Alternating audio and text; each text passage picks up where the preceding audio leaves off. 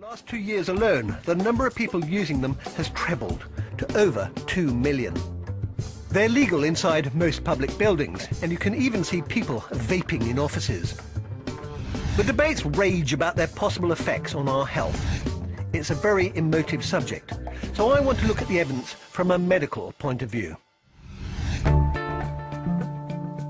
The first thing to understand is that smoking and vaping are very different.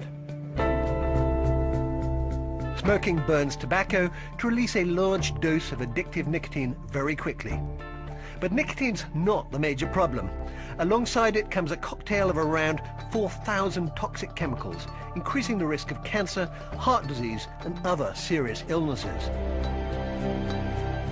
Electronic cigarettes heat up a cartridge of liquid to form a vapor, which can be inhaled instead of smoke.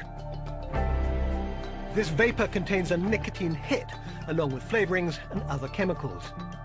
In the UK, there are plans to regulate some e-cigarettes, depending on the nicotine content and the claims made for them. This should ensure tighter controls on what they contain. Now, the manufacturers of e-cigarettes obviously claim that they are much safer than normal cigarettes. But are they?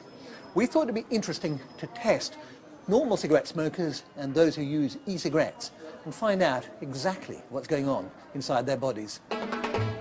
We've taken samples of saliva, urine and breath from a range of vapors and a group of smokers. And we've done the same test to look at the risks of passive vaping. First, nicotine levels. We found that vapors get a similar dose of nicotine to smokers. Now for the test on the real nasties. Carbon monoxide, associated with heart disease, and acrolein, associated with cancer and lung problems. Here, the vapors had significantly lower levels, similar to those found in non-smokers. As for the risk from passive vaping, our test found no evidence that the vapor was affecting people nearby. Despite the evidence from our small-scale tests and other bigger studies, I still can't quite get rid of my gut feeling that because cigarettes are so harmful, there might be some hidden dangers lurking in e-cigarettes. Professor Peter Hayek, director of the Tobacco Dependence Research Unit at Queen Mary University of London, has been looking into e-cigarettes in detail. Electronic cigarettes have only been around for a short while. Is there some long-term risks we are not aware of? I think we can't exclude it altogether. I suppose some of the flavorings in e-cigarettes may turn up to be a danger. There may be risks for some people with lung issues. I think they are unlikely. If there is a danger, it's likely to be a small fraction of a danger of smoking. What about the addictive qualities of nicotine? Because obviously they're still getting nicotine, they're not getting the other toxins. Are there dangers associated with that? There are. Nicotine is an addictive substance, and the proportion of people who use nicotine will become hooked. A lot of people drink coffee, right? You've got a coffee cup in front of you. I've got one. Yeah. A lot of people are hooked on coffee, and nicotine use would be roughly in the same category if there were no other toxic chemicals which accompany it. Do you think that e-cigarettes are a big change?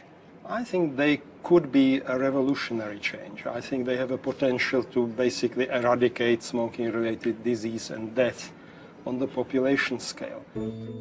What I've seen and heard in making this film is beginning to make me rethink my opinion about e-cigarettes. But their effects on our body are only part of the picture.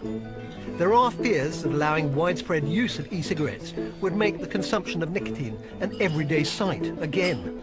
Already there are stories of children as young as 11 trying them. The British Medical Association is calling for a ban in public places. Now, I do agree that you need to be very cautious about anything that makes it easier to consume an addictive drug like nicotine. But considering cigarettes kill half the people who use them, if I was a cigarette smoker, I'd certainly give e-cigarettes a go.